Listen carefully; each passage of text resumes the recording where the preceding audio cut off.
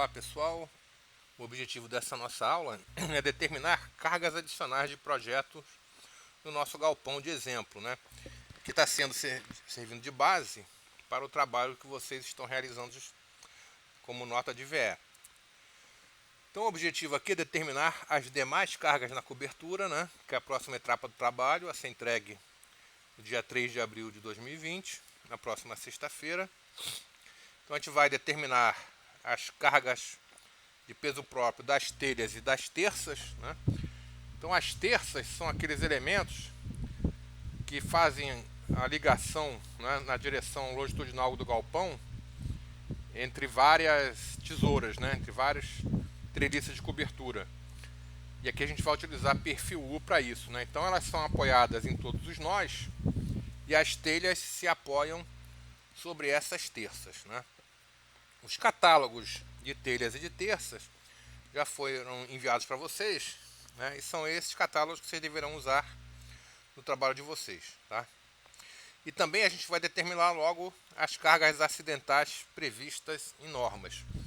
Com isso, né, tendo a carga de vento, que já foi determinada, o peso próprio final e as cargas acidentais, a gente vai poder começar então a calcular os esforços e fazer a verificação da treliça de cobertura.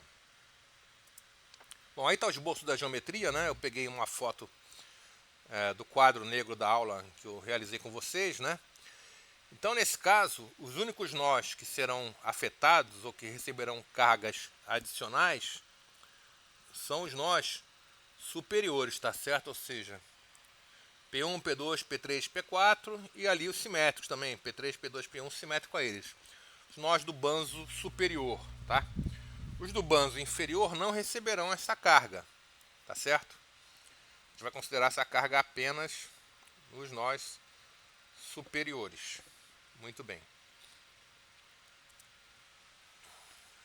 Bom, devido às telhas, foi escolhida uma telha ondulada com 5,1 kg por metro quadrado, que está indicado aí no recorte que eu fiz da tabela, né?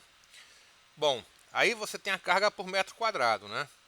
Para achar a carga em cada nó intermediário, nós temos que multiplicar pela distância entre pórticos e pelo comprimento de cada uma das barras do banzo superior, tá certo? Já que você vai ter metade de cada barra contribuindo, no final você vai ter a barra toda, né?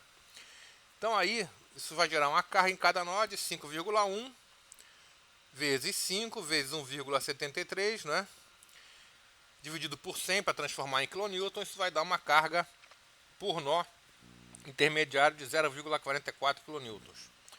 Dos nós extremos, a gente vai ter a metade dessa carga, porque daí você realmente só vai ter metade da barra contribuindo. Então vai ser de 0,22 kN, tá certo? E lembrando que nesses nós extremos a gente considera, para no final calcular a reação total na treliça que vai agir como carga nos pilares, tá? Então por isso que a gente tem considerado em todos os carregamentos as cargas atuantes nos nós extremos, né? Devido às terças, também aí do perfil U, foi escolhido um perfil U de 6 polegadas, com 15,62 kg por metro. Então a segunda opção aí do perfil de 6 polegadas, né? E aí ele já dá o peso em quilograma por metro desse perfil U, tá?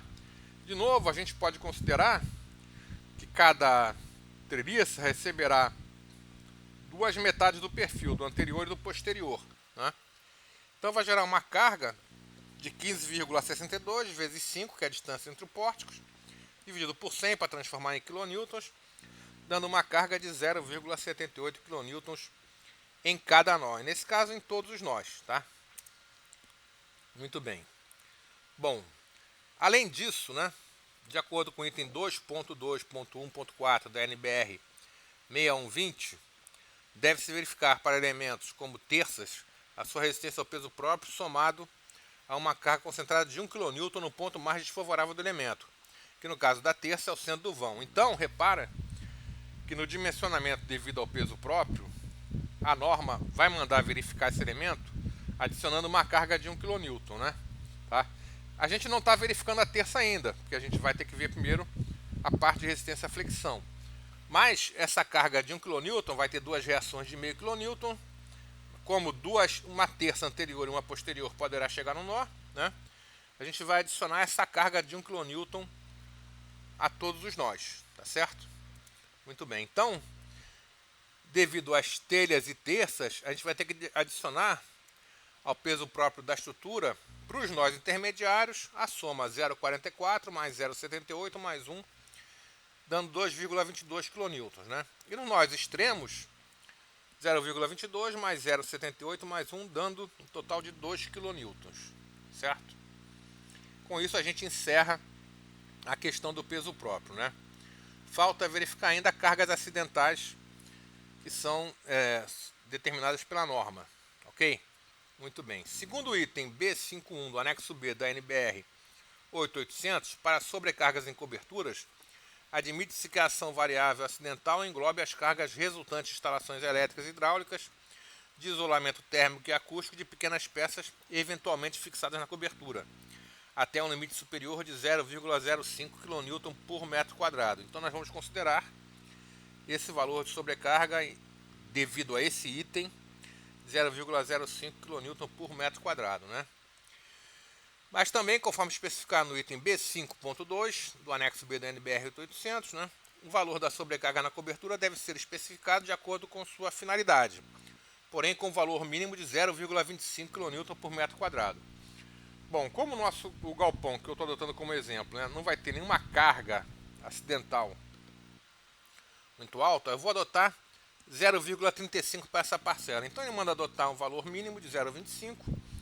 A critério do projetista, eu vou adotar 0,35, tá? Somado àquele 0,05, nós vamos ter 0,4 kN por metro quadrado.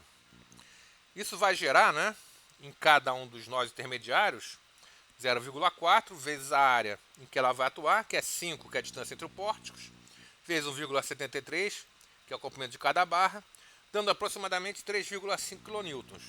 E a metade disso, 1,75 kN nos nós extremos, ok? Então, a gente vai considerar esses valores de carga acidental, tá?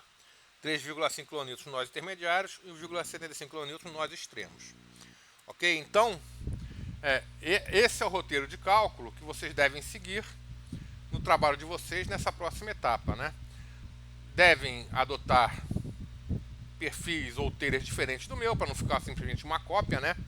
Embora os valores vão dar diferentes, porque a geometria tem valores diferentes, né? Tá certo?